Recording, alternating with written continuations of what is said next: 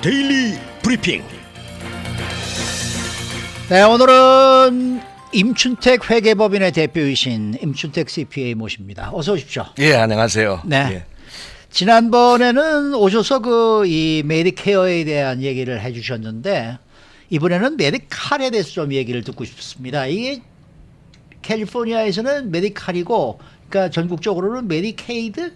예. 라고 부르죠. 예, 그렇죠? 맞습니다. 맞습니다. 이게 어떤 역사를 가지고 있고 어떻게 다른 거예요?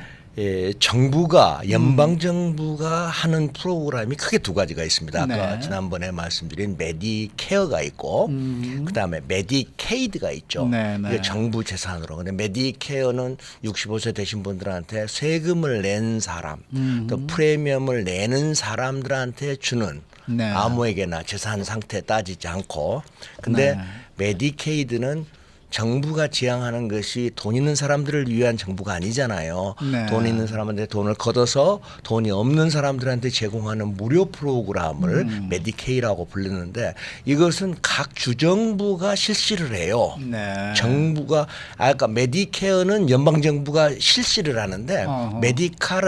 메디케이드는 각 주정부가 실시를 하는데, 하는군요. 그 돈은 어디서 나오느냐? 연방에서 나와요. 아하. 근데 각 주민의 특성마다 다 다르기 때문에 어떤 데는 부자들이 사는 스테이트가 있고, 어떤 데는 저소득층이 많이 사는 스테이트가 있기 때문에 정부가 주정부한테 돈을 주어서 운영하는데, 그것을 메디케어를 캘리포니아에서는 CAL을 붙여서 메디칼이라고 네, 부르는 네, 거죠. 네.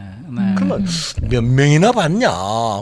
메디케어는 5,200만 명 전국적으로 5,200만 불, 디사빌티 장애자까지 합하면 한 6천만 명이 받는데, 여기는 캘리포니아 주민 중에서 약 한 1,400만 명이, 그러면은 캘리포니아 주민이 4,500만 명 잡는다면은 3분의 1의 사람들이 메디케어를 현재 받고 있어요. 통계예요. 뭐 제가 말씀드리는 건 아니고 통계를 네. 받는데, 이제 공짜로 주니까 저소득자들이, 아무것도 없는 저소득자, 그다음에 소득이 굉장히 적은 사람한테 주는 것이 목적인데, 이제 그러지 않은 사람들이 많다 보니까 어플리케이션을 넣거나 해마다 리뉴얼 어플리케이션 넣을 때 굉장히 신경을 많이 써야 될 입장인 것 같아요. 아무라도 해주는 것은 아니니까. 네네. 그러면은 그러니까 법적으로 규정돼 있는 자격 조건은 어떤 자격 조건이 있어요? 과거에는 이게 예. 7월 2022년 이전에는 예. 굉장히 타이트한 룰이었어요. 예. 어떤 룰이었냐면, 재산은 뭐 한 3,000불 이하, 그다음에 뭐 소득도 뭐 3,000불 이하, 2,000불, 3,000불, 가족이냐 아니면은 메리드 부부를 보고해서 하느냐는 걸로 굉장히 타이트하게 했기 때문에 많은 분들이 평생 살다 보니까 집 한 채는 있잖아요. 네, 어디 가서 보니까 집 있으면 안 된다더라. 어허. 그래가지고 집을 자기 자녀들한테 그냥 싹 넘겨주고, 그 자녀가 결혼해가지고 싹 들어오니까 자기 며느리는 자기 집인 줄 알고, 네. 어머니 아버지 나가시오, 노인 아파트로 가시오. 그래가지고 제가 텍스 리턴 하는 경우에 가끔가다 우시는 분들이 좀 있어요. 네. 좋은 분들도 있지만 네. 그렇게 해가지고 해피엔딩이 안 된 사람들. 자녀들이 돈을 갖다 줘가지고 몇천 불 캐시가 있는데 어디다가 둘 데가 없는 사람들이 있어요. 혹시 넣으면은 자기 메디칼에 어떤 그 나쁜 영향이 있을까? 그런 부작용들도 생각보다 많이 있어요. 네. 왜 그러느냐? 메디칼인, 내가 돈이 없는 사람들을 봤을 때는 100만 불 재산과 같은 노릇을 한다. 그 말은 뭔 말이냐면은, 병원의 모든 비용이 메디케어와 메디칼만 있으면 메디라고 부르는 건데, 네네. 메디. 커버가 안 되는 게 없어요. 우리 같은 경우에는 뭐 서플멘탈 보험이 들다고 한들만은 굉장히 그 메디케이션, 약값 보험료가 상당히 많은데, 그 메디칼, 메디케어가 있는 분들은 약값도 거의 공짜예요. 제약회사가 메디칼 환자한테 주는 것은 거의 공짜 수준으로 주기 때문에. 진짜 그렇더라고요. 거기는 뭐 돈을 하나도 안 내니까, 야, 나 지금 뭐 100만 불 나는 없어도 좋아. 그 대신 메디칼만 잘했으면 좋겠어. 그러다 보니까 해마다 메디칼을 리뉴얼을 해야 돼요. 한 번 하면 영원하게 해주는 건 아니에요. 아, 메디칼은 그래요? 네, 메디칼은. 그럼 매년 신청을 다시 해야 돼요? 리뉴얼을 하는 리뉴얼을 거죠. 하는 거예요? 그 리뉴가 제가 아는 분의 리뉴를 좀 도와주면서 한번 읽어봤더니 음. 페이지가 20장이에요. 그 당- 까다롭게 하는군요. 까다롭게. 까다롭게 해요. 어. 금년 7월 1일 2022년도부터는 두 가지 조항이 많이 있잖아요. 재산이 있느냐 첫째. 예. 두 번째로는 소득이 있느냐 중요한데 소득은 과거하고 똑같아. 예를 들면 2,000불, 3,000불 이상 이하면은 한다. 근데 재산은 13만 5천 불까지 한 사람이 가지고 있으면은 메디칼을 신청할 수 있다. 아 13만 5천 5천 불의 5천 불. 캐시를 아니지. 예를 들면 재산을 재산을 내가 뭐 설명을 드릴게요. 자동차 페이오프가 끝난 아니, 자동차가 그러니까 내가 있다. 설명을 좀 할게. 예. 13만 5천 불 재산. 예. 그다음에 한 사람이 더 있다. 남편이 더 있다. 네. 그럼 6만 5천 불을 합하면은 19만 5천 불까지 재산이 있어도 신청할 수 있다. 네. 근데 거기 재산에는 뭐가 포함이 안 되냐면은 어. 집 한 채는 포함이 안 돼요. 예. 내가 살고 있는 집. 어. 미국의 기본은 살고 있는 집 한 채와 어. 자동차 한 대는 기본적으로 인정해 줘야 될 것 아닙니까? 어허. 집에 테레비 뭐 1,000불짜리 하나 있는데 그런 것도 다 인정해 주는 거. 가재대구가 2,000불어치 있다. 다 인정해 주는 거죠. 그걸 뺀 나머지 13만 불 결혼했으면은 두 부부가 있으면 19만 5천 불까지 재산이 있어도 7월 2022년도부터는 메디칼 수혜 자격이 있다. 법이 바뀌었다는 거죠. 예. 그러니까 무리하게 자녀한테 막 넘기고 막 하지 마시고 그 자연스럽게 애를 주자면은 신청을 하시고 질문에다가 다 하고 좀 뒤에도 설명을 하겠습니다만은 비즈니스를 하시는 분들은 10만 불 오버택스 예를 들자면 오버택스 하는데 1년에 10만 불 벌 수 있잖아요. 그로스로. 그렇죠. 근데 얼마나 많은 경비가 나갑니까? 어. 자동차 유지비, 아니, 무슨 그럼요. 토ල් 비용비, 자동차 수리비 이런 걸 다 제하니까 빈곤 수준에 들어가거든요. 어허. 그러면 그 재산도 아까 말하는 13만 불 속에 포함이 안 돼요. 허허. 이게 7월 2022년도 금년도에 변경됐으니까 앞으로 신청하시는 분들은 무리하게 막 재산을 이동해 가지고 막 하는 것은 그렇게 바람직한 일이 아니다. 그래도 주택은 포함이 자기 한 채는 한 채는 채는 포함이 안 된다. 포함이 안 돼. 한 채가 100만 불짜리다, 200만 불짜리다 관계 없어요? 이제 나중에 이제 마지막에 가서 한마디 제가 하겠는데 어. 100만 불, 1000만 불을 예. 유지를 하려면은요 프로파이 텍스가 얼마입니까? 아, 그렇지. 예, 그런 프로파이 텍스를 자녀가 준다 그러면 기프트로 인정을 돼요. 기프트가 인정이 돼 버리면은 수익에 상당히 변화가 돼 버려요. 그 비싼 집을 가지고 있으면 프로퍼티 텍스를 내야 되는데 그 프로퍼티 텍스 누가 만만치 내냐? 않으니까 누가 내냐? 그게 안 되는구나. 누가 내느냐 이거야.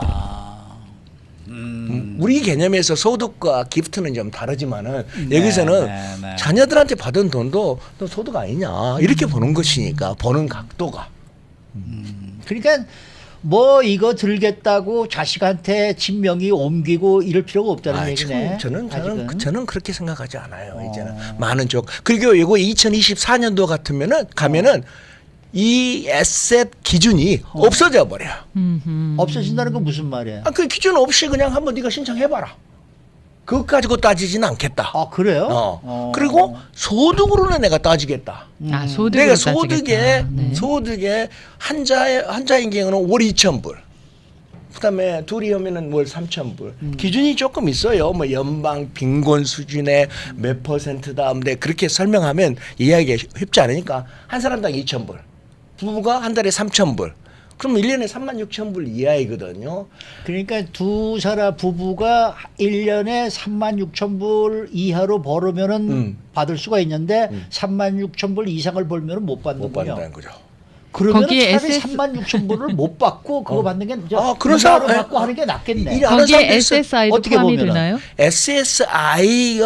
SSI가 서플멘탈 인컴이거든요. 네. 그건 이미 빈곤층이라는 이야기예요. 그런 사람들은 메디칼 신청 안 해도 자동적으로 메디칼 준대요. SSA도 있잖아요. SSA는 다르죠. SSA는 내 재산이라고 보는 거죠. 그럼 그것도 재산에 들어가는 거예요. 거죠. 계산하죠. 제가 세금을 내고 그 세금 혜택을 나중에 노후에 받았죠. 받는 건데도 받았죠. 그걸 수입이라고 생각하는 그걸 거죠. 수입이라고 생각하더라고요.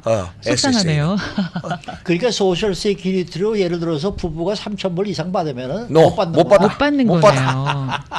아마 앵커님도 마찬가지고 저도 마찬가지요. 저 못 받아요. 그게 높으니까. 아하. 왜냐하면은 메디칼 신청하면은 당신 소셜 시큐리티 국에 가가지고 얼마 받은 거 떼갖고 오세요. 음흠. 그렇게 요청을 하니까. 네네. 그 정부가요 위장된 저소득층을 구별하는 뭐 행정 조치를 한다는 얘기가 있거든요. 그러니까 그거는 이제 뭐예요? 이 리디터미네이션 레터에 해마다 리뉴얼을 하거든요. 예. 그러니까 이제 정부는 합법적으로 저소득자 소득이 없고 재산도 없는 분들한테 도와주는 것을 목표로 하는데 네.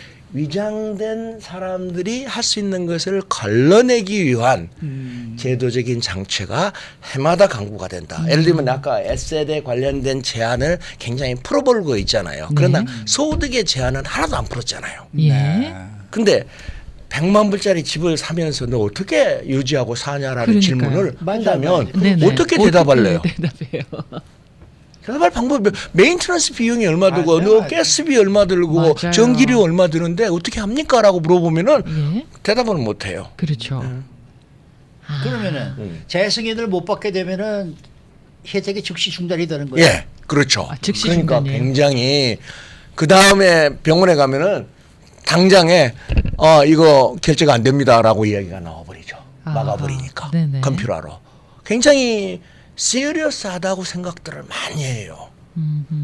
그럼 서류 미비자도 있잖아요. 예. 서류 미비자는 전혀 혜택을 못 받는 거예요? 서류 미비자인 경우에는 자녀들 서류 미비자들한테 혜택을 주는 것이 아니고 네. 자녀 19세 이하의 자녀들은 미래를 짊어질 세대라고 보지 않습니까? 지금 정부는 아버지 세대는 불법으로 이민으로 왔지만 니네들 세대는 무슨 죄가 있냐 그런 의미에서 그것이 19세 이하인 경우는 해줘요. 아, 근데, 네. 근데 불법 체류자로 왔는데 이머전시가 생기면 어떡하겠어요? 그렇죠. 그것도 정부의 그 복지 혜택으로 그 사람이 영주권이 있냐 없냐를 물어보지 않고 출산에 관련된 거. 네. 그다음에 이머전시 지금 피를 흘리고 있는데 예. 이건 당신은 영주권이 없고 시민권자가 없으니까 예를 들면 내가 치료를 못 해주겠어. 그건 미국답지 않죠. 그렇죠. 미국 다 와야죠 그런 면에서. 근데 그게 이제 점점 악용하는 사례들이 많으니까. 예. 그래서 웬만하면은 닥터들이 그러는데 당신은 지금 이제 불법 체류자로서 혜택을 받기 어려우니까 무조건 ER로 들어가서 아프다고는 이야기하세요. 그러면은 기본적으로 살려는 줍니다라고들 이야기를 합니다. 맞습니다. 아니 근데 말이죠. 저는 제가 이런 얘기를 해야 될지 모르겠습니다만 아는 분이 계신데 사업을 해서 돈을 꽤 번 걸로 알고 있거든요.